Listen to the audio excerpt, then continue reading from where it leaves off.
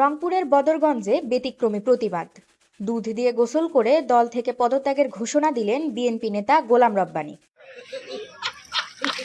মঙ্গলবার দুপুরে লোহানীপাড়া ইউনিয়নের মণ্ডলের হাট বাজারে জনসম্মুখে তিনি পদত্যাগ করেন। গোলাম রব্বানী ২ নম্বর ওয়ার্ড বিএনপির সভাপতি ছিলেন। বিএনপিতে আমি ছিলাম, জিয়াউর রহমানের আদর্শ ভালো লাগছিল বলে আমি বিএনপিতে যোগদান করছিলাম। যোগদান করার পর দেখি যে লোহানীপাড়া কিছু লোক যারা বিএনপি নেতৃত্ব দেয় এরা অনেক দুর্নীতির সঙ্গে জড়িত। এদের দুর্নীতিটা আমার গায়ে আসে, হাট বাজারে সবাই বলে, বাসায় বলে।